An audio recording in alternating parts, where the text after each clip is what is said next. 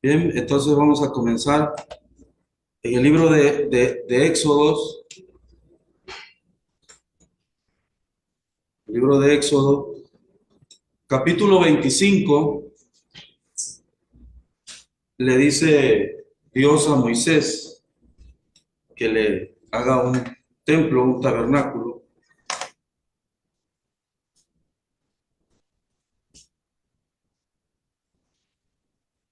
Dice, Jehová habló a Moisés diciendo, di a los hijos de Israel que tomen para mí una ofrenda de todo hombre cuyo corazón le mueva a hacerlo, tomaréis mi ofrenda, cuyo corazón le mueva a hacerlo.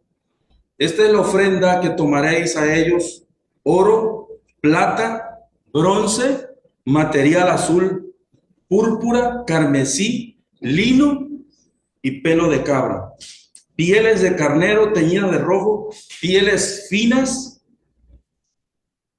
madera de acacia.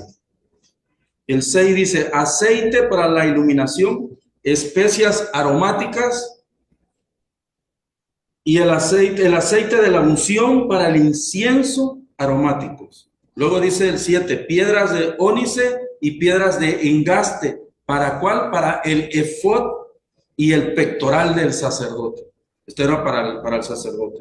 Que me hagan un santuario, y fíjense que dice, y yo habitaré en medio de ellos. Le da instrucciones qué material debe de tomar para poder que le hagan su templo, un lugar donde él habite con el pueblo de Israel. Esto no es primera vez, ¿verdad? Porque precisamente también como referencia vemos que la puerta del arca de Noé era de una puerta de salvación también, se acuerda a Génesis 6, 16, 18. Una sola puerta. Hoy en día más que nunca tenemos que nosotros enseñarle a la gente cómo visualizar la única puerta que hay para la salvación. Entonces, a Noé se le dijo también, dice la puerta que fue señalada con los dinteles y los postes en el Éxodo también, 12, del 7 al 13. Lo pueden ir anotando para guardarlo, porque es la puerta cuando alguien pregunte, pues, ¿por qué tantas religiones, no? ¿Por qué tantas cosas en el mundo? La puerta del tabernáculo representa a Cristo de las maneras anteriormente mencionadas y como la única entrada para acercarse a Dios y para ser salvo. Vamos a ver cuánto había en ese tabernáculo. Lo hemos leído muchas veces. ¿Quién de todos ha leído todo el Antiguo Testamento o por lo menos los 5 libros o el Pentateuco? ¿Verdad? Lo hemos leído, Éxodo, Levítico, Número, Deuteronomio. Pero en realidad tiene muchísima enseñanza, muchas. Nada más el principio de Génesis, donde dice, ¿verdad? El principio, tiene mucho, el principio de qué fue lo que comenzó, qué era lo que ya estaba, ¿verdad? Y qué es lo que comenzó. Entonces tiene muchísimo de Génesis. Entonces, vamos a ver la puerta. Cuando le dijo a Moisés que hiciera la puerta, tiene su simbología. ¿Saben qué está viendo? A ver, una pregunta. ¿Qué ve usted aparte de simplemente, lógicamente, verdad? Hay unos colores y unos trapitos. Esto lo vieron ellos. ¿Qué vemos nosotros hoy? Vamos a leer, porque para que entendamos bien lo que nos está diciendo ahora nosotros, en el libro de Hebreos, a ver, ¿quién lee? 8, del 5 al 6. Hebreos 8, del 5 al 6.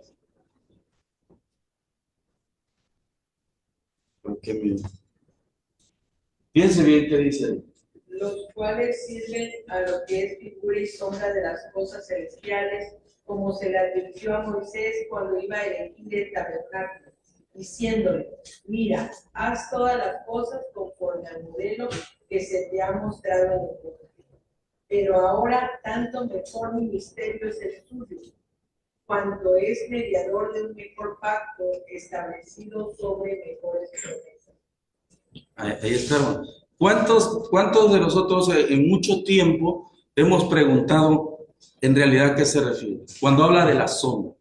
Está la imagen, está lo real y todo. Si yo me paro en el sol, genero una sombra. Yo puedo estar sin sombra, pero la sombra no puede estar sin la sustancia, sin lo que lo refleja. Entonces, el tabernáculo era una sombra y nosotros estamos ¿sobre qué? Sobre la sustancia, sobre lo real. Ellos estaban en la sombra, por lo tanto no veían, ¿verdad? Hoy en día vemos a los hebreos, a los judíos. Créame que si usted busca los judíos ortodoxos, ellos, ¿qué cree que declaran hoy, el día de hoy? Estamos, dice, construyendo el tercer templo. Y el regreso, dice, proclamamos el regreso del verdadero Mesías, dice, de una vez y para siempre. Yo me tapo los ojos, Dios mío. Ahí está. Desde que Dios le mandó a hacer el tabernáculo, les estaba mostrando el camino.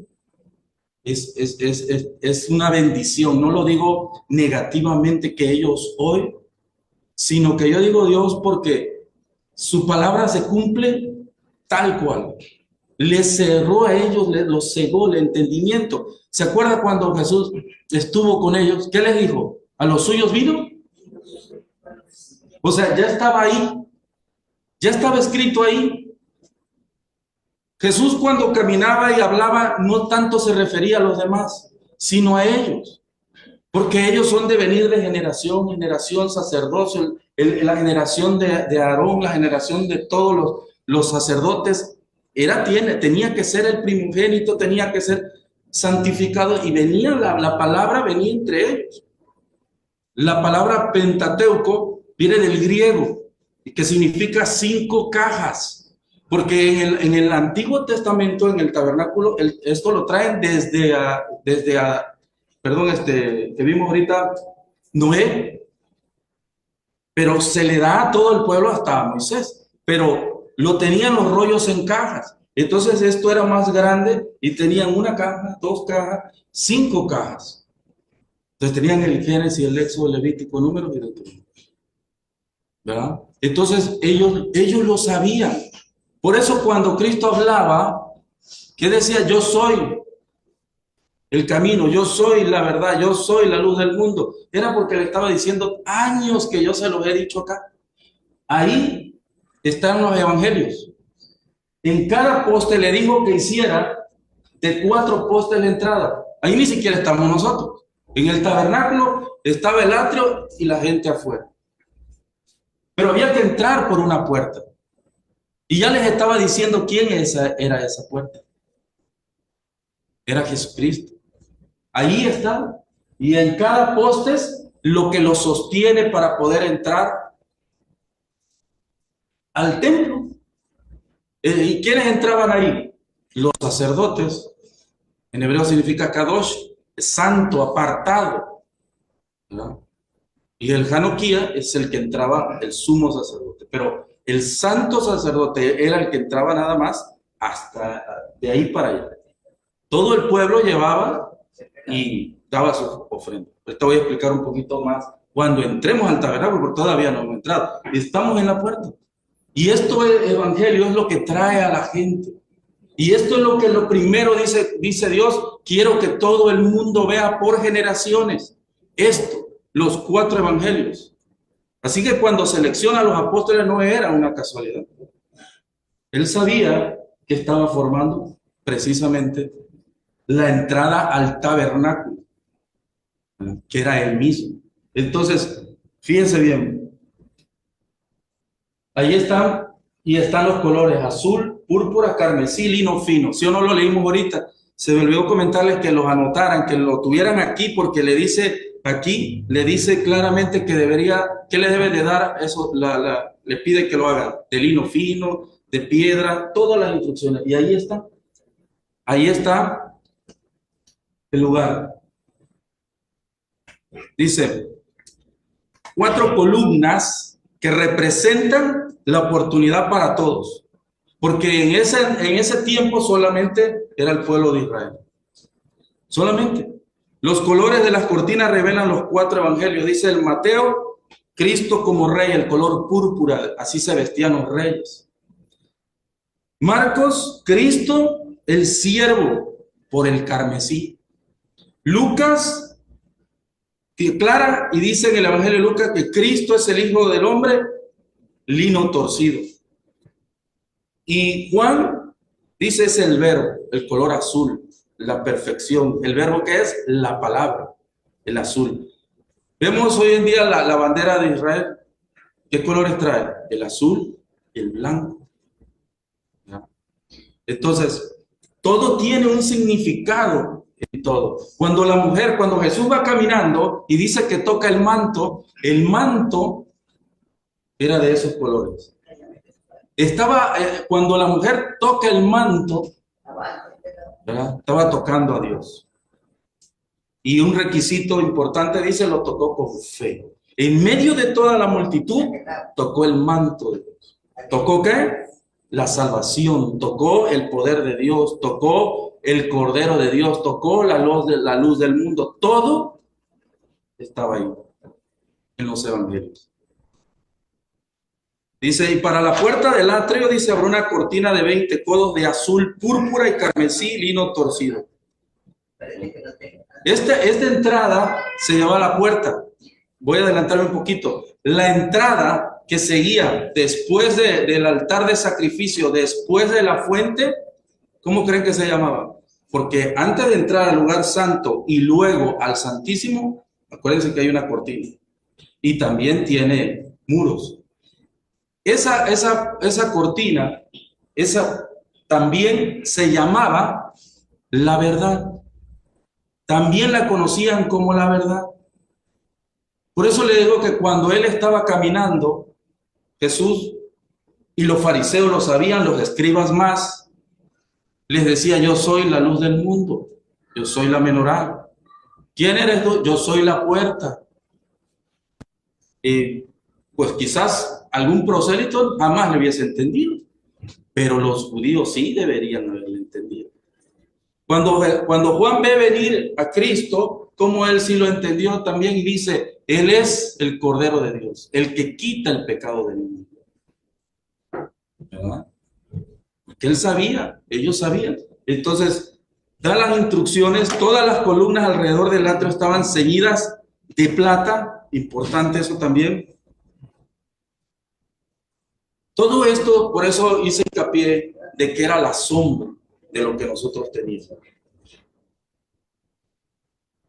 El oro habla de la divinidad, la plata de la redención, el bronce del sufrimiento. Son los metales, los tres primeros que pide Dios. El oro significa la divinidad, la plata la redención y el bronce el dolor y el sufrimiento.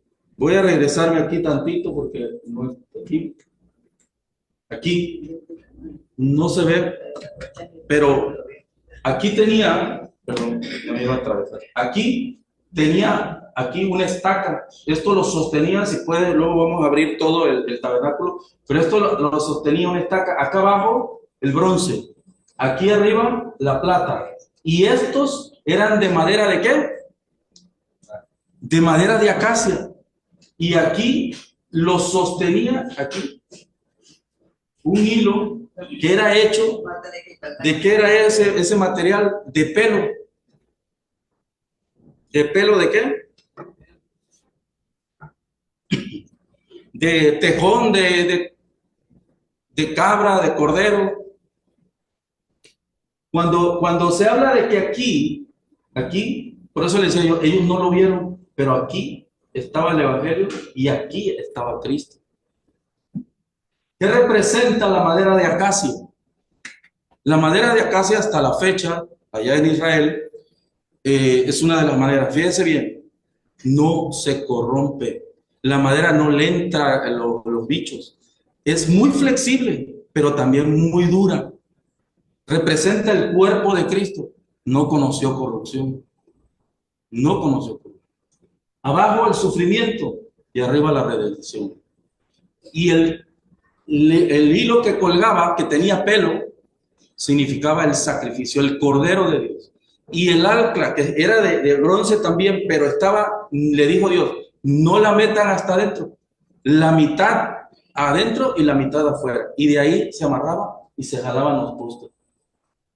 ¿Por qué? Significaba la muerte, pero también la resurrección. Mitad y mitad. Muerte y resurrección. ¿Verdad? Ahí estaba, en los postes. Si nosotros salimos y traemos la foto aquí y le preguntamos a cualquiera, ¿qué ves ahí? Pues un dibujo ahí de colores, ¿no? Ni idea. Pero Dios a su pueblo le estaba mostrando la sombra de lo que venía. Hermoso. Y nosotros lo sabemos ahora mismo en la mente de cada uno de nosotros. El Nuevo Testamento, ahí está.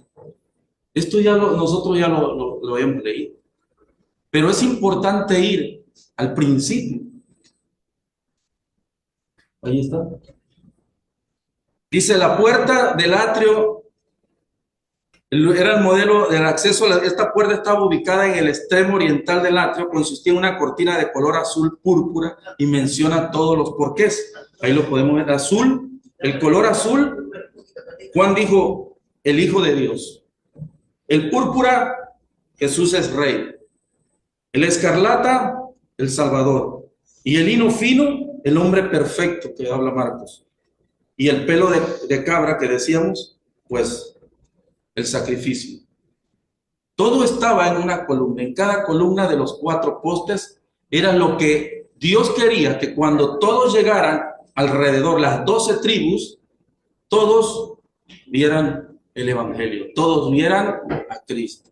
Y hoy todavía lo siguen esperando. Todavía siguen diciendo, pues no sé cuándo vendré, ¿verdad? Pero dice la Escritura que tenían que ellos, ¿qué? Cerrarle los ojos para que nosotros, ¿qué? Entráramos. Desprendió la rama del olivo del original y nos injertó a nosotros. Contra naturaleza todo sí, para nosotros, pero para Dios no. Nosotros podemos decir que eso es ir contra naturaleza. Dios puede mover a la naturaleza.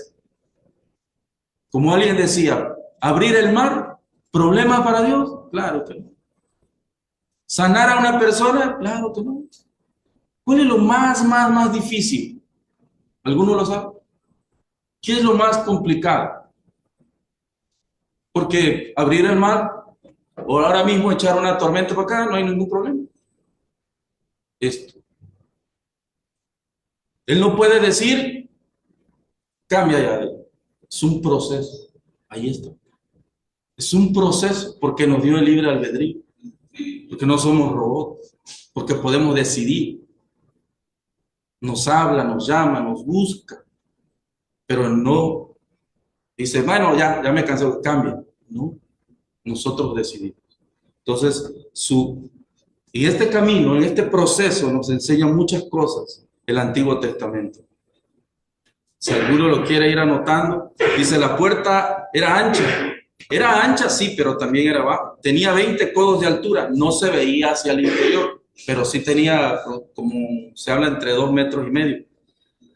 La cual eran 10 codos de altura, 10 de anchura. Luego dice la otra, la aplicación de esto es evidente. El lugar santo era solamente para los sacerdotes.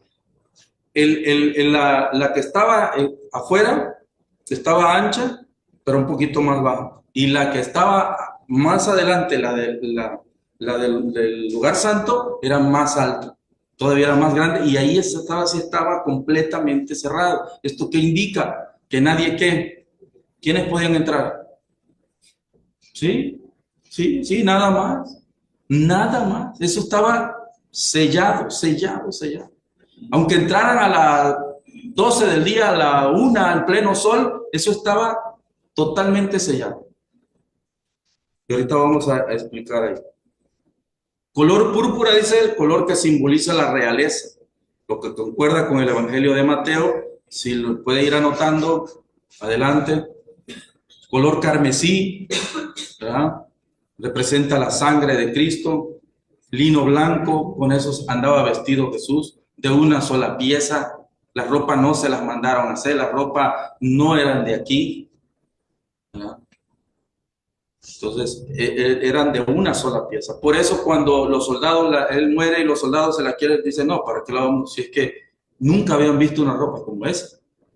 Era de una sola pieza, no estaba el empate de aquí y el empate de acá. Color azul, ¿verdad? Aquí están los colores. Ahora, las columnas, dice, representan los 4 también puntos cardinales de la tierra. ¿Se acuerda lo que hay adentro, en el lugar santo y el lugar santísimo? Pero en el lugar santo hay 4 cuernos y están las 4 tribus de Israel y los 4 puntos cardinales. Entonces, ¿por qué? Significa el evangelio para toda la humanidad, para toda la tierra. Dice, aquí habla, 2 Corintios 3:8 dice que habla del Espíritu Santo. Habla del ministerio de la justicia en 2 Corintios 3:9, el del ministerio de la palabra y el de la reconciliación en 2 Corintios 5:8. Y estos, ahorita lo vamos más adelante, también generan un fruto. Cada uno tiene un porqué. Y eso nos representa la entrada. La entrada.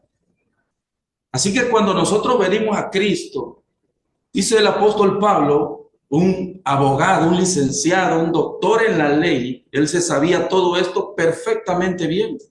Por eso dice Pablo, yo he sido el abortivo, porque no, Cristo lo hace apóstol para que nos enseñe, un doctor de la ley, con palabras que nosotros pudiéramos comprender, los latinos, los europeos, lo que el judío lo dice en hebreo. Entonces, Pablo precisamente habla de todo esto en nuestro propio idioma, para que nosotros entendamos, ¿verdad? El bronce en la Biblia figura el juicio. De este material fue hecha la serpiente en el desierto. El bronce, número 21:9. Materiales que son importantes conocer. ¿Por qué Dios se le ocurrió de bronce, de plata, de oro fino, de lino? ¿Por qué el efod tenía piedra? ¿Cuántas piedras traía el sacerdote aquí? ¿Cuántas traía? 12. ¿Por qué 12? Porque 12 son las tribus de Israel, su pueblo amado, ¿verdad? Ceñidos, dice la palabra moldura o ceñido del hebreo, shak, significa deseo, poner su amor, molduras de plata. Es lo que el Señor Jesucristo hizo por nosotros cuando nos cubrió con su sangre. Por eso el salmista dice, bienaventurado aquel cuya transgresión ha sido perdonada y cubierto su pecado. Salmo 32:1. Ahorita apenas estamos en la puerta. Así que nosotros podemos invitar a la gente a pasar al tabernáculo. Muy difícil. ¿Quién no puede entrar a cruzar esa puerta? Aquellos que no han recibido el evangelio. Aquellos que todavía no, dice la Biblia, no les ha amanecido. Entonces, si no les ha amanecido, entonces están en la oscuridad, ¿verdad? Llegaban llegaban a la puerta con sus carneritos, sus borreguitos, sus chivitos, dependiendo lo que querían. Porque si Dios lo permite, más adelante podemos llevar un estudio. Porque no se ofrendaba, no se sacrificaba nada a la ligera. Pero vamos entonces a entrar al tabernáculo, porque nosotros ya aceptamos a Cristo en nuestro corazón. Ya hemos creído en su palabra, pero como sacerdote tenemos que entrar al tabernáculo. Si ven alrededor, aquí, alrededor, todos estos postes, tampoco fue poner postes a la iceberg. 60 postes. Número 6, ¿qué representa? ¿El número de qué? El número de hombre. Número 10, responsabilidad. Cristo tomó nuestras culpas, nuestras responsabilidades, Él las llevó. Número 6, Él también estaba en la carne. Madera de acacia, terrenal, pero incorruptible. Qué hermoso, ¿verdad? Cómo Dios no se equivoca en ningún detalle. Todo perfectamente. Pero para ingresar por esta puerta y llegar, ¿qué es lo que encontramos inmediatamente cruzando la puerta? ¿Qué era lo que había? El altar ¿del qué? Del sacrificio. Wow. El altar del sacrificio es lo que encontramos. Y aquí es donde muchos, pues a lo mejor yo creo que todavía estamos. A lo mejor yo llegué ahí, pero lo vi como que ya no me gustó y me eché para atrás. El altar donde el sacerdote hacía el sacrificio. En hebreo se dice kalil, ¿verdad? Sacrificio. Hebreo kalil. En griego holocausto. Y del español significa consumirlo todo. ¿Qué dijo Cristo cuando estaba en la cruz? Consumado. ¿Se da cuenta cómo los judíos debieran haberle entendido? Y cómo nosotros, mira qué clarito le entendemos. Fíjense bien. Entonces, Khalil, consumirlo todo. Nosotros cruzamos y ahí es donde vamos a... Así como significa derramamiento de sangre, significa también muerte. Donde hay derramamiento de sangre, tiene que haber muerte. ¿Quién debe morir? Cuando llevaban, si la persona, a grandes rasgos lo comento, si la persona, el pecado no era muy grande, pues se lleva un borreguito, ¿verdad? Y es importante, por eso es importante saber, ese borreguito todavía no había dado crías, era macho, pero la semilla la tenía, no había, entonces yo la llevaba para ofrendar. Todos tenían que pasar por ahí. No era nada más de que yo tengo que darle gracias a Dios porque me ha bendecido durante todo este año. Eso es la bendición. He tenido paz, he tenido shalom. Entonces, yo tengo que llevar una ofrenda para purificarme, Khalil, ofrecerlo y consumirlo todo. Pero tengo que llevar otra ofrenda si quiero paz. Y otra ofrenda si quiero expiación. O sea que tenían que llevar, imagínense cuánto. Y los sacerdotes alineando y haciendo sacrificios. Alineando y haciendo sacrificios. Imagínense ese trabajo.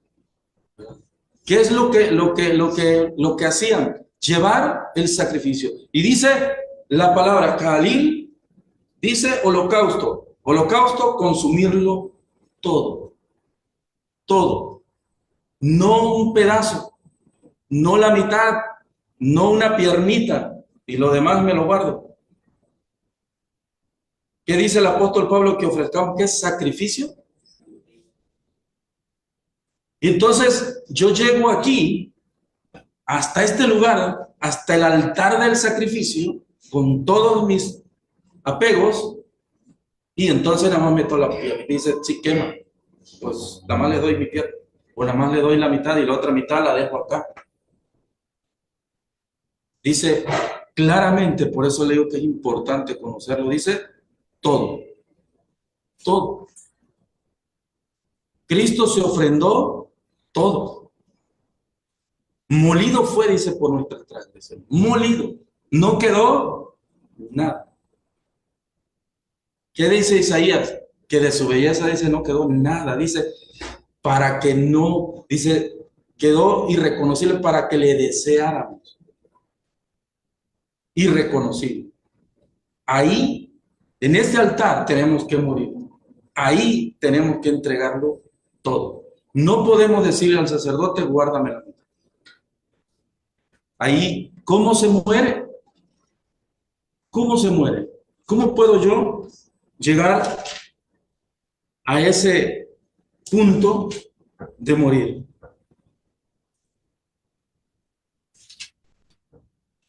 Ya expliqué lo de la entrada. La sangre es derramada en el altar del sacrificio.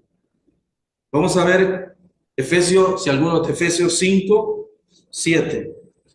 ¿Qué hace la sangre? Si alguno lo tiene, lo puede leer. No seáis pues partícipes con ellos. Efesios 1, versículo 7. Ese fue el que leyó, ¿no?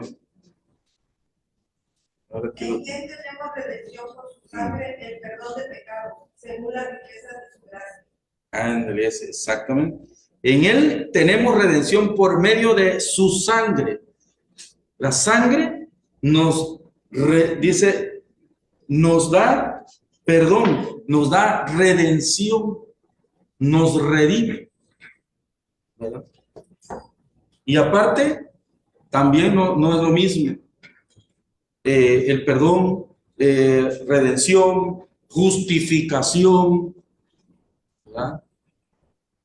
Y cuando un miembro peca, bueno, pues puede llevar, dependiendo a... Pero cuando un sacerdote peca, imagínense, porque también está la prevaricación.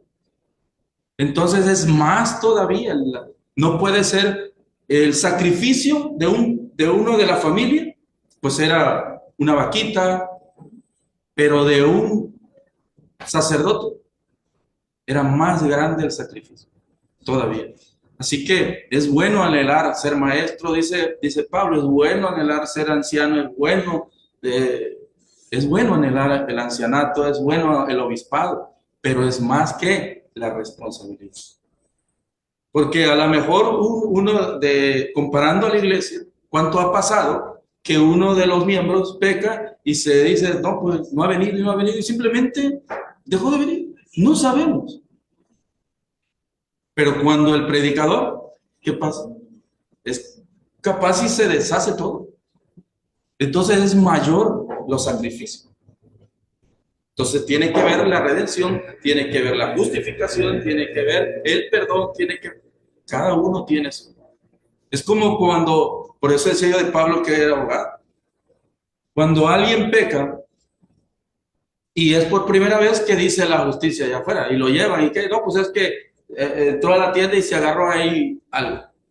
Y dice la justicia, bueno, pues primera vez, me ven, está bien. Bueno, que lo pague doble y que se vaya. Pero la otra semana lo vuelven a agarrar, ya le van a dar 24 horas de prisión. Espérame, que ya está agarrando maña, ¿no? Y vuelve a robar a los siguientes meses. Y ya después dice el juez, otra vez. No, ya métemelo, ya no, es que ya no se va a componer. Entonces cada vez es más que el castigo. Y es cada vez más que también el precio a pagar. Porque si al principio pagaste doble la mercancía, ahora son con meses y con años de cárcel. Y eso era lo que nosotros también tendríamos que haber hecho. Pero Cristo, dice Pablo, nos vino a ¿qué? A justificar, nos vino a perdonar, nos vino a limpiar. Ya todo dice, habéis sido lavados, habéis sido limpios. ¿Y se acuerdan qué dice la otra cortina? ¿Verdad? Entonces, ahorita vamos a llegar ahí. Primera de Juan 1:7.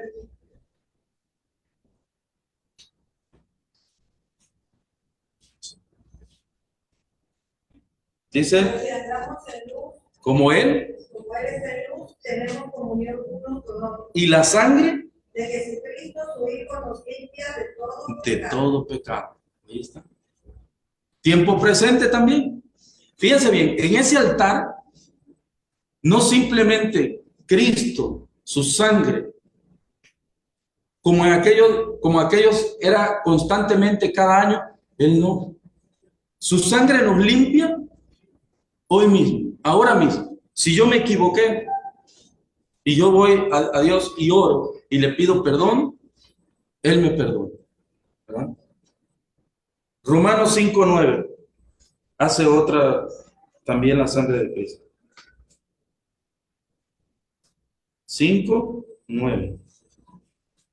Mucho más estando ya justificados en su sangre, por él seremos salvos de la ira. Mire qué hermoso.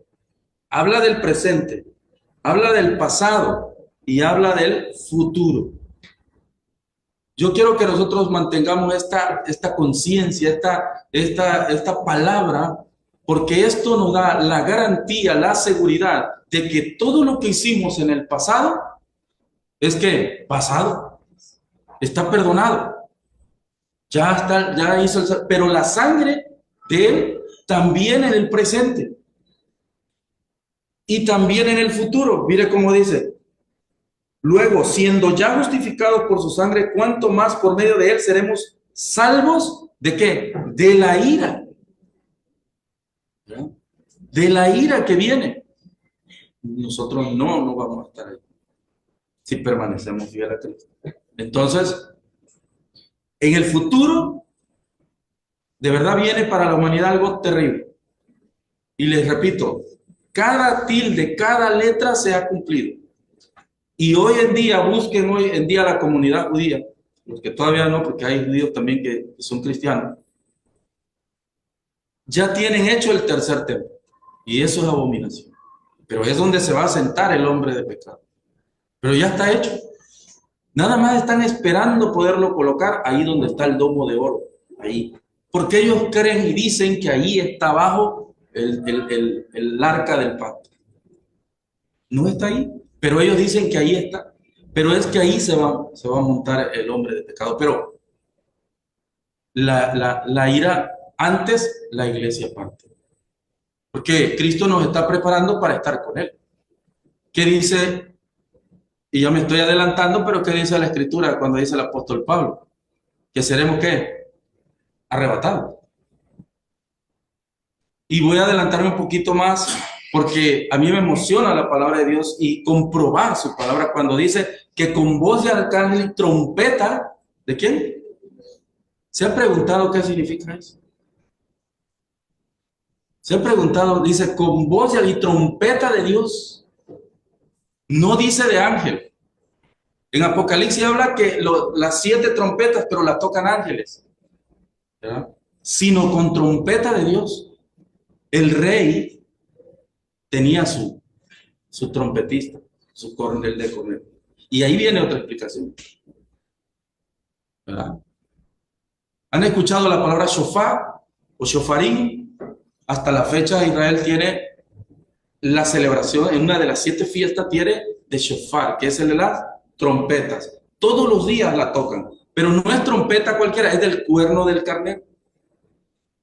El cuerno de carnero, y ese lo limpian, no lo cambian, no le ponen adornada nada, como tal el cuerno, solo bien limpio. Y ese lo tocan todos los días, en la mañana para la oración, al mediodía y en la noche también. Pero suena por toda la ciudad, se pegan así a un micrófono y suena por todo Israel. Y donde andan, ahí. ¿Por qué digo que me voy a adelantar y ahorita vamos a seguir con el siguiente? Porque es importante que nosotros aquí en el altar, de una vez y por todas, tenemos que morir. Porque, ¿quién dice en la Escritura que es Cristo también? Que entró una vez y para siempre, Él es el sumo sacerdote. Entonces en Israel, cuando venía el día, el del Yom Kippur, día Kippur, expiación, entonces venía, nadie hace nada, nadie va a trabajar, mucho menos porque la corneta la tocaba el sumo sacerdote, allá estaba en la esquina, y sonaba el cuerno y todos se reunían, lugar de reunión. Pero el día de expiación, nadie. Así que el sumo sacerdote, ¿verdad?, tenía un trabajo enorme todo ese día. Y él también, ¿qué creen? Tenía que ir a tocar la trompeta. Por eso Pablo, conociendo, dice, con trompeta de Dios, porque también vimos en otras clases que también Jesús es ¿qué? También es Dios. Entonces él va a tocar la trompeta para que el pueblo, y dice, es Yom Kippur, es día de expiación, y toca la trompeta y dice, se acabó, hasta aquí. Por eso dice Pablo, y lo oiremos en las nubes. No va a bajar, lo oiremos, lo escucharemos. ¿Quiénes? Jesús dice, mis ovejas, dice, yo soy el buen pastor y mis ovejas oyen ¿qué? Cuando nosotros oigamos el shofar, nuestra alma brinca y dice, se acabó, vámonos, esto, listo. Por eso es que hay que estar vigilantes, pendientes. Dice la Escritura, dice que vendrá como ladrón en la noche, pero no ladrón para nosotros, no ladrón para el que vigila, sino para los que, ¿qué dice la Escritura? Para los que duermen. Para ellos sí. Y dice Pablo, dice, y no seáis como los que duermen, sino que tenemos que estar, ¿qué? Vigilando. ¿Cómo? En oración. ¿Y sabían que la carne no ora? El que ora es el Espíritu. Y aquí es donde regreso al altar. ¿Cómo puedo yo morir? Voy a adelantarme un poquito. Esto me encanta. ¿Cómo se muere? ¿Cómo podemos nosotros empezar a morir ahí? Ahí. Todavía no hemos pasado a la fuente.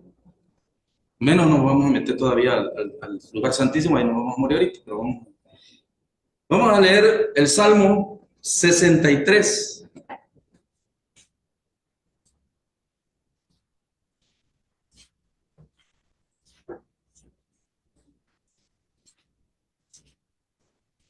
A las 11 todavía da tiempo. Vamos a tiempo.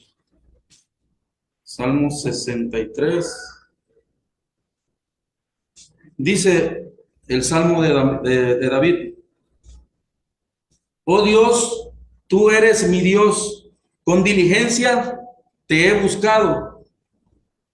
Mi alma, fíjense, ¿qué dice? Tiene sed de ti, perdón. Mi cuerpo te anhela en tierra árida y sedienta, carente de agua. Te he contemplado, porque él tenía su templo, ¿en dónde? En el santuario, para admirar tu poder y tu gloria. Porque mejor es tu misericordia que la vida, mis labios te alabarán. Por eso te bendeciré en mi vida y en tu nombre alzaré mis manos. Como de cebo y de gordura se saciará mi alma, mi boca te alabará con labios de júbilo. Cuando en mi cama me acuerdo de ti, medito en ti en las vigilias de la noche, porque tú eres mi socorro, bajo la sombra de tus alas cantaré de gozo. Mi vida está pegada a ti, tu mano derecha me sostiene. Los que buscan mi alma para destruirla caerán en las profundidades de la tierra. Los destruirán a filo de espada y serán la porción de las zorras.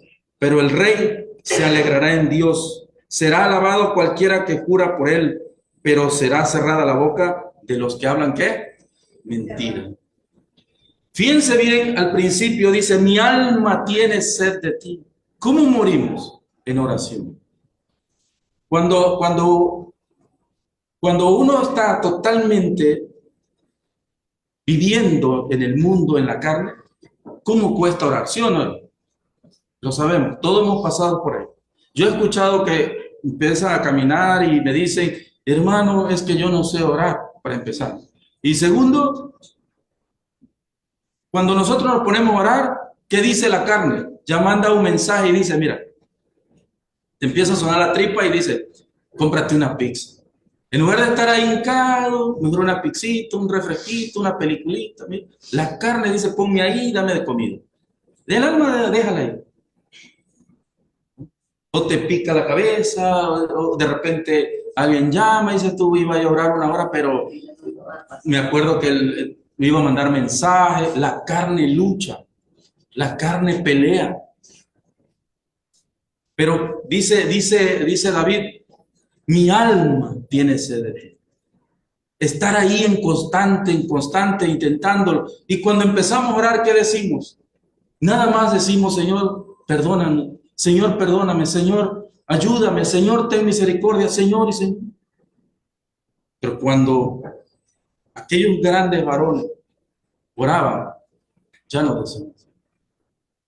Decían, Dios grande y misericordioso, Rey de todo el universo, de todo el planeta, de todo ser viviente, que nos da la vida, nos da la comida, que nos cuida, que nos guarda, empezar a engrandecer su nombre.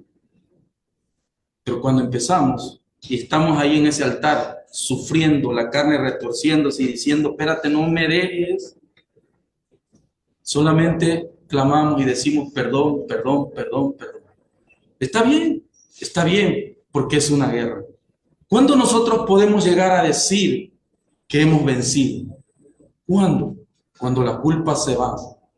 Porque yo me he encontrado personas que tenía un amigo que ya falleció a 50 años, hasta incluso predicando. Y siempre en la intimidad lloraba y me decía, es que yo me acuerdo de hace, yo cometí, y le digo, espérame, es que tú no te has perdonado. Y la escritura dice que no es que ahí te está diciendo Dios a cada rato, como nosotros, ¿no? En realidad nosotros no perdonamos. Porque si alguien hace algo, pasan 10 años y dice, acuérdate lo que me hiciste, acuérdate que me debías, acuérdate. Pero Dios nunca está así. Ya, ni se acuerdan. Pero nosotros. Entonces, cuando la culpa desaparece, cuando ya no sientes eso y puedes orar 1 hora, 2 horas, y dice David, yo prefiero estar aquí en tus atrios un día que 1000 allá afuera. Y créame, es una realidad. Yo la verdad, honestamente, el estar aquí, no quisiera ir. Sé que sigue la pelea. ¿Por qué? Porque todos tenemos allá afuera igual. Hay situaciones adversas. Sí, pero Él no se queda aquí. Lo llevamos dentro. Porque ahora el tabernáculo, ¿dónde está? Ya también tuvimos la clase de la Mishkan. Está aquí adentro. Y ahí lo llevamos. La idea no es que diga, bueno, ya no, que se quede allá el trabajo que se quede. No. Sino que yo no diga, se quedó ahí, se cerró ahí en 1 de mayo y venga el mundo. No, salgo con él, voy con él, camino con él. ¿Qué dice qué les dije al principio en Israel? Tocan el shofar y 3 veces al día y toda la gente para y no importa que esté en la banqueta, ahí oran. ¿Ha visto las películas que hay veces que ves en el metro de Nueva York y ahí hay uno y dice, pues está orando y la gente anda pasando? Sí, ellos así son. Y nosotros también, obviamente, no podemos, porque dice que la posición no es el orar, sino el orar, la posición. Dios no quiere un cuerpo nada más ahí doblado y el corazón no. Lo que le interesa es el corazón. Entonces yo puedo andar manejando, porque yo te manejo todo el día, entonces de repente pido perdón, de repente cierro mis ojos, Señor, voy a ver a este cliente. Ilumíname, dame inteligencia, sabiduría al rato. Gracias, Señor, ya que vengo de regreso. Gracias, sí, lo logré y lo bendigo y sigo, que voy por el otro, Señor. Ahí viene conmigo. ¿Me entiendes? No le digo, bájate allá porque acá tengo un asuntito y no puedo que venga conmigo. ¿Verdad? Entonces tenemos que en ese altar sacrificarlo todo. Todo se cabe. ¿Para qué? Porque tenemos que avanzar, tenemos que caminar, tenemos que llegar hasta la presencia de Dios mismo. ¿Verdad?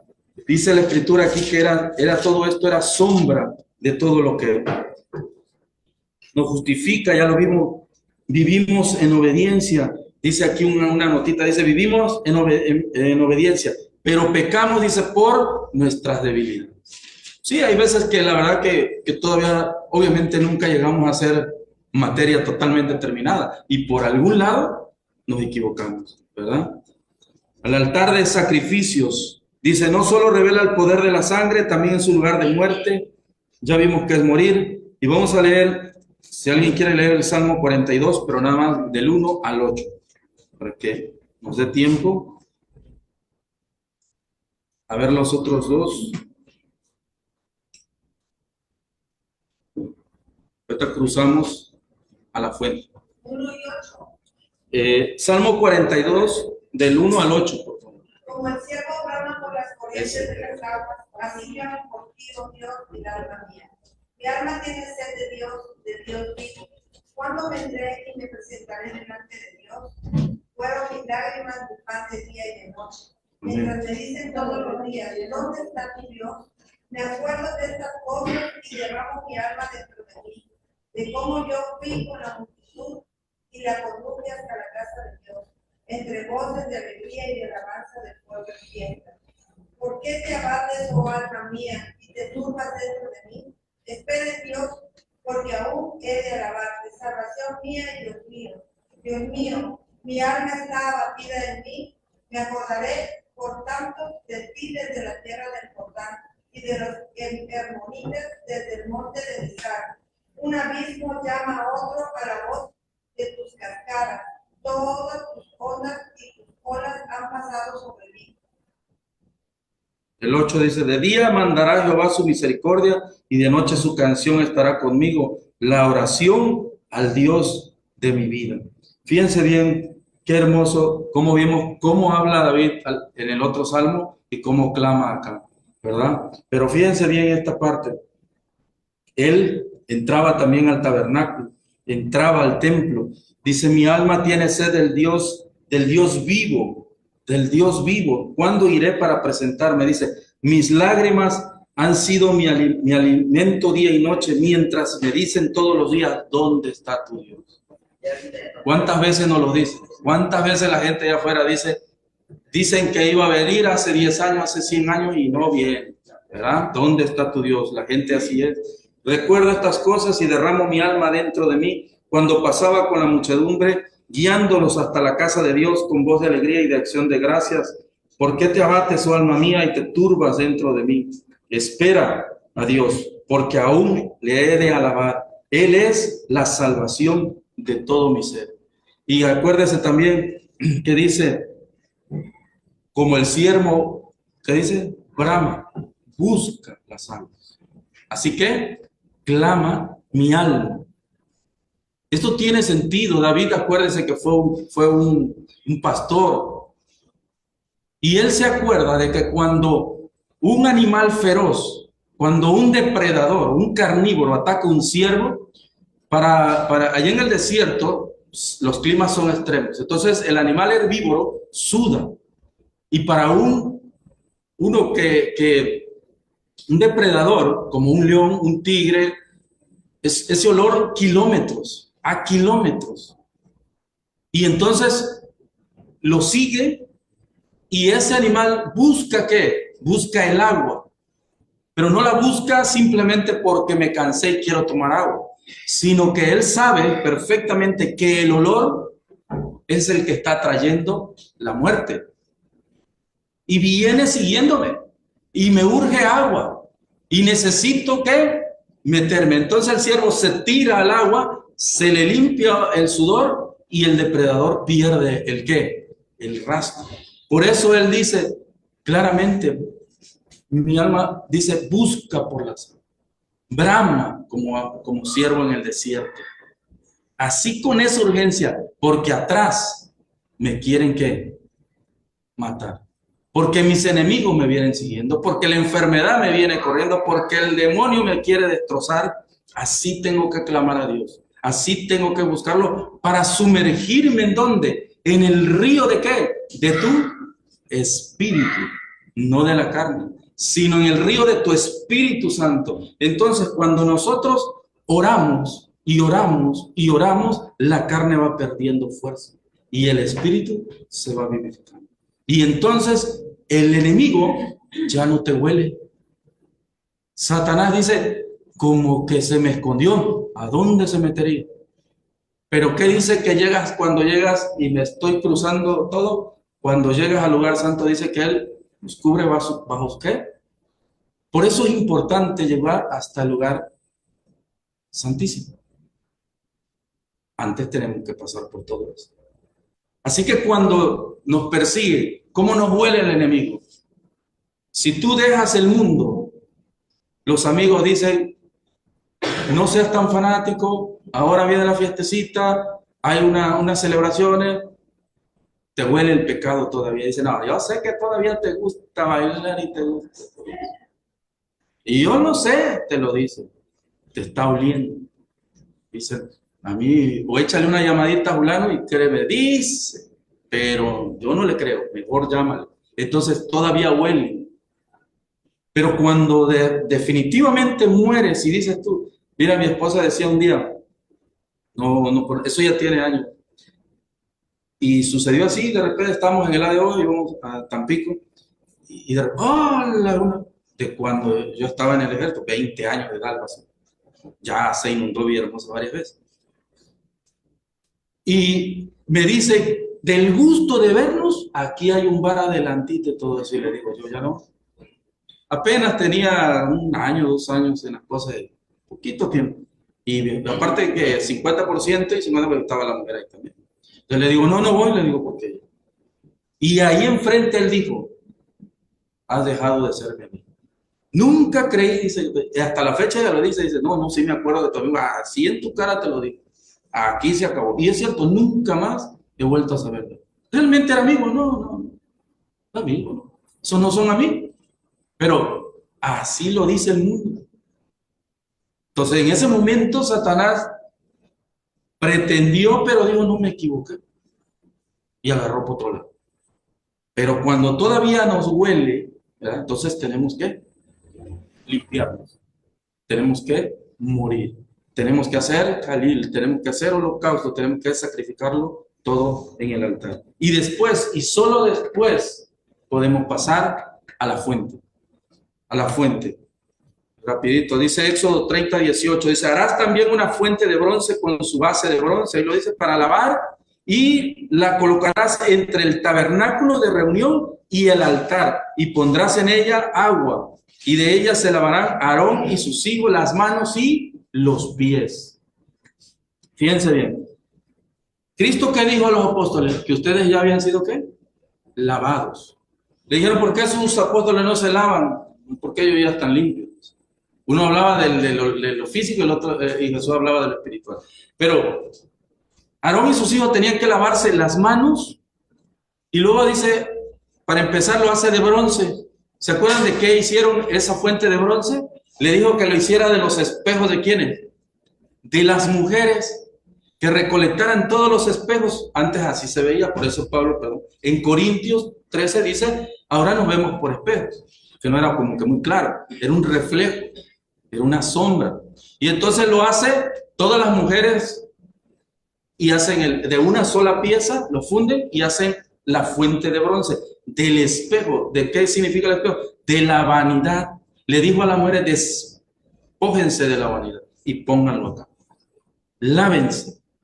Se lavaban las manos porque por las obras que hacían y los pies. A los sacerdotes no se les había permitido usar calzado, para que siguieran sintiéndose a la tierrita, no se me despegue.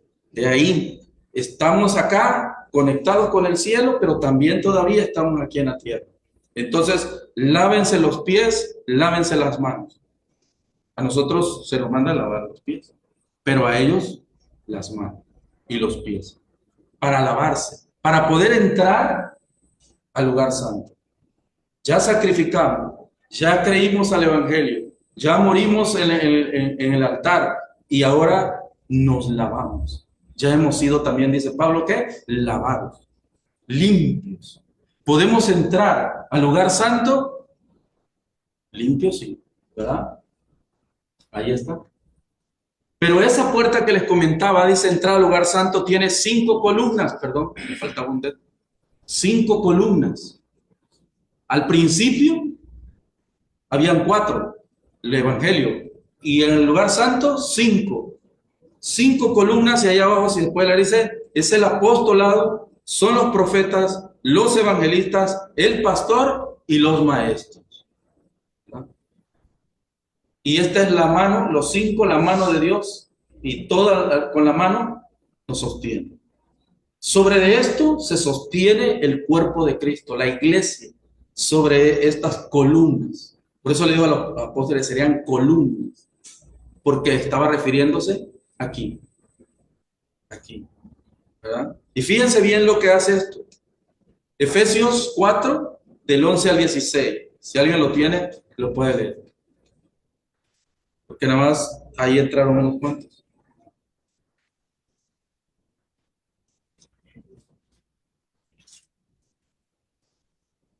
Efesios 4, 11. Sí, así como está ahí.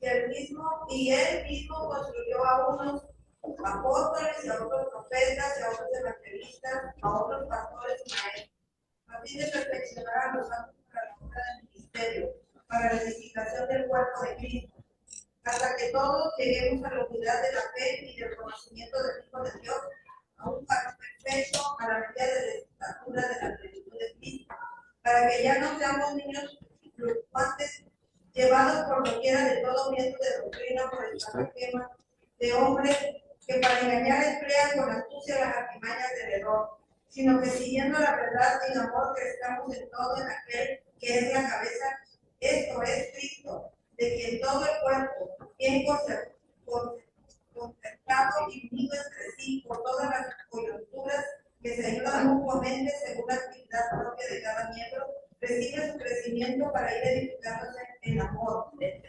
Hasta ahí, hermano. Hasta ahí decía, ¿no? 16. Ahí está, hermano. Eso es lo que va a formar esos pilares. Todos en crecimiento, para que no seamos llevados por toda viento de doctrina. ¿Para qué? Para que estemos firmes, para que estemos seguros, para que tengamos confianza, pero que también crezcamos, todos unánimes. Para eso son esos postes que sostienen la entrada al lugar santo, al lugar santísimo, ¿verdad? Entonces, previamente se da cuenta el proceso en el cual Cristo, como sumo sacerdote, nos llevó hasta ahí. Todo lo que deberíamos haber hecho para poder llegar por lo menos a esa puerta, por lo menos. Pero Cristo nos abrió el camino. Por eso ahora podemos entender cuando muere, parte el velo de en medio. Y ahora puede entrar todo el mundo. Y eso es lo que los judíos no aceptan, no creen. Que a ellos tanto que les ha costado construir templos y templos y templos, nosotros digamos, háganse un lado que yo acá voy adelante. Pero los que lo han entendido, a mí me lo han dicho, ustedes son privilegiados, bendecidos como no tienen. Pero necesitamos abrir los ojos.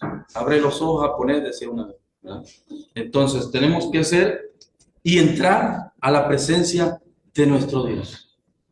Previamente, esto lo voy a dejar un poco así porque tiene muchísima enseñanza, que si Dios me lo permite, podemos hacerlo posteriormente. Pero entrar al lugar santo, cuando tú entras, cruzamos, que eso está oscuro. ¿Y qué es lo que el sacerdote entraba a encender primero? La lámpara, la menorá. La lámpara de los 7 brazos iluminaba todo el lugar santo. Obviamente el sacerdote hasta ahí podía llegar, pero iluminaba, él encendía la menorá. En la menorá es la luz, la que elimina las tinieblas. La vez pasada tuvimos la clase de la sal y la luz del mundo. Iluminaba el lugar santo, la luz del mundo. Por eso Cristo también dijo, yo soy ¿qué? La luz. Y otra vez quería recordarle la luz. ¿Dónde estaba la luz? En el templo, en la menorá, de oro, de una sola pieza, de un solo talento. Está cotizada hoy en día la que tiene Israel, porque la donó un árabe, en $1.200.000. La pura lámpara de oro puro de una sola pieza. Ya la hicieron. Y ya la tienen lista para el templo. Entonces, iluminaba. Y en la menorá está el rostro de todos nosotros. Son 6, ¿sí o no? Son 6 lámparas. Y la de medio, 7. Y está el rostro de nosotros. Aquí están. Aquí hay 2, ¿verdad? Tenemos 2 ojos, 4, 6 y 7. Para que iluminemos al mundo. El cristiano, por eso le dijo Cristo a los apóstoles, vosotros sois. No le dijo, van a ser otro día, hoy no. Ya son la luz del mundo. Este conocimiento es lo que nos da esa responsabilidad de iluminar el mundo. Yo sé que si yo salgo y le digo a cualquiera, yo soy la luz del mundo, ahí me crucifican, yo creo ahí. Pero tenemos que ir con la palabra. Le dijo a los apóstoles que fueran mansitos como una paloma, pero astutos como una serpiente. Acercándonos como que parece que, decía mi abuelita, que no mata una mosca, pero bien que la atrapamos en el huevo. Así que ahí podemos entrar hablándole la palabra. Eso representa la menorá. Más explicaciones, porque tiene en cada coyuntura tiene una copita, tiene una frutita, todo tiene su significado. Incluso, nada más como nota, porque ya no vemos, si no yo me emociono tanto, nos vamos allá a la 1 o tienen prisa. el aceite que se le ponía a las lámparas, el aceite tenía que ser de oliva, pero puro, totalmente puro. No se podía utilizar un aceite de oliva que venden aquí, por ejemplo. Tenía que ser aceite de oliva para encender. De hecho, como comentario, sabían que también tienen otra que los judíos, que es la de 9 brazos, que la acaban de celebrar, se llama Hanukkah, que es la celebración, otra que agregaron cuando el libro de Esther, porque esa tenía, se quedaron, estaban en el exilio y no podían, no tenían permiso de entrar al templo ni nada. Entonces, rapidito les comento, entonces ellos dijeron, no, pues por lo menos la lámpara tenemos que encender. Pero tenía la de 7, no la de 9. Entonces entran y solo había un frasquito que daba para un día, pero debería permanecer encendida 7 días. Y resulta que, pues, ¿qué hacemos? Y hasta donde hacen el aceite, ir y venir y hacerlo 7 días. No, pues ya para qué. ¿Y qué hacemos? Y se aferró uno de ellos y dijo, pues no importa. Y le dice a la hija, tráete el frasquito, aunque sea un día, Dios proveerá. Y viene la hija con el frasco y le pone y le enciende. Pero se dan cuenta que pasa un día y no se apaga, pasa otro día y no se apaga, y tardó 9 días encendidos. Y esto le sucedió real al pueblo de Israel. Por eso ahora tienen la otra lámpara que es de 9 brazos. Pero eso no es tan, Dios lo puede hacer. Pero lo increíble es que, de acuerdo a la historia de ellos, dice que la muchacha se equivocó. Cuando fue a buscar el frasquito, como estaba oscuro, no agarró el del aceite, agarró el de vinagre. Y ellos, ¿por qué están practicando hoy en día el Hanukkah? Porque para ellos dicen es que no lo entendemos. ¿Cómo Dios permitió que estuviera 9 días encendido y ni siquiera era el aceite? ¿Cómo cambió la naturaleza del vinagre, que no es un combustible, y tardó 9 días encendida la lámpara?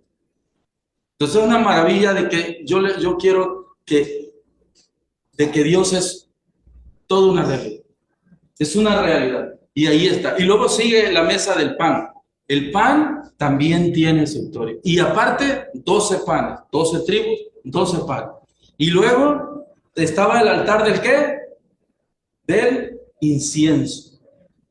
El altar del incienso. El pan y el altar del incienso. ¿Qué dijo Jesús? Que Él era el pan de vida. Y también dijo que el que comiera de su carne. Y cuando coman, dice, comieron de ese pan. Pero ese pan les va a volver a dar hambre. Pero el que come de mi pan, del verdadero pan, dice, nunca más. Así que nosotros estamos saciados, hermano. La gente se está perdiendo el banquete. Y este banquete es un ensayo del próximo de las bodas del Cordero. Entonces, te estamos invitados. Si hay alguno aquí que no esté convertido, está invitado a una boda. Entonces, todos vamos a estar ahí. Y ahí está el pan. Y dice, yo soy el verdadero pan. Eso le decía a los apóstoles. ¿Por qué lo enseñó así ahora? Ahora entendemos Corintios 11:23, ahora Mateo 26, y ahora decimos otra vez, el hermano va a leer 26, 26. No, es que le estaba diciendo a los apóstoles, acuérdense del templo. El pan que estaba ahí, ese lo comieron y lo comieron por años y les volvió a dar hambre. Pero yo soy el verdadero pan. Entiendan, eso era una sombra de lo que están viendo. La sustancia de lo que había de venir. Allá estaba la sombra. Esto nos refleja. Y ahí el pan, hecho también con oblación, la oblación de las semillas. Porque una cosa es oblación y otra cosa es libación.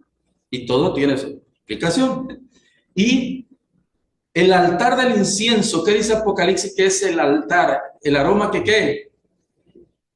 Dice que los ángeles estaban delante de Dios y tenían 7 copas. Y le preguntó qué era ¿verdad? ¿Qué significaba? ¿Y qué le dijo que era?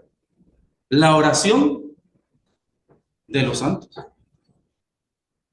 ¿Se da cuenta? El incienso. Cuando tú y yo oramos, como ahora lo que somos, como sacerdotes, dice Pedro, ha hecho una nación santa, sacerdotes, nación santa, que nos llamó de las tinieblas a la menorá, a la luz del tabernáculo nos llamó.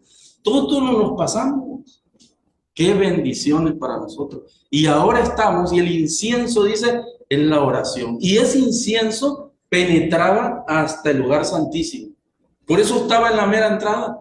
Porque ese aroma, ¿y sabe con qué se hace el incienso? Olía riquísimo, pero también llevaba ingredientes amargos, ¿verdad? El sufrimiento de Cristo, pero también el olor fragante. ¿Se acuerda que dije del siervo que huye por el olor?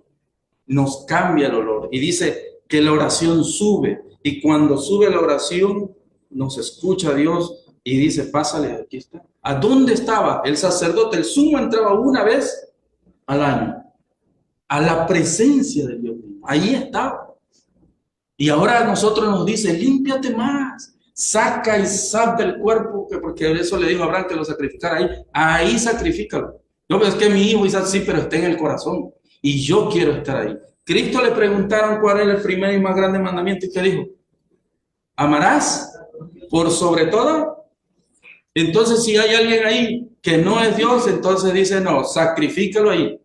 Señor, yo quiero sacrifícame a ese.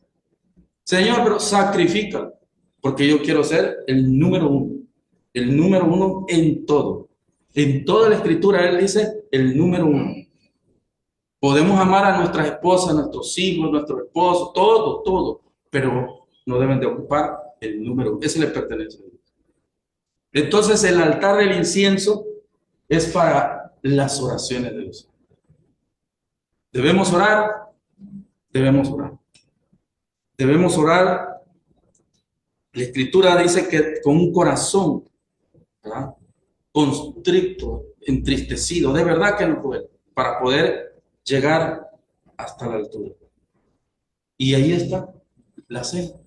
Y ahí está la sangre que nos recuerda ese sacrificio constante, nos está limpiando, nos está justificando todos los días.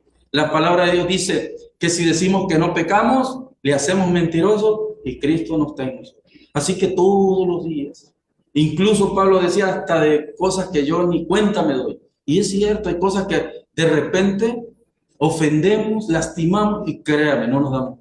Hacemos comentarios que a veces... Entonces le decimos, Señor, perdóname, yo creo que lastimé a mi hermanito, a mi hermana, ¿no? Perdóname. Entonces, es una bendición para poder entrar ante la presencia de nuestro Dios. Es mi deseo totalmente, hermanos, de que la palabra de Dios esté siempre, siempre en nuestra mente y que luchemos, porque dice que esos pilares generan ese fruto, ese apostolado, esos maestros, esos diáconos, y que todos pasaron por ahí.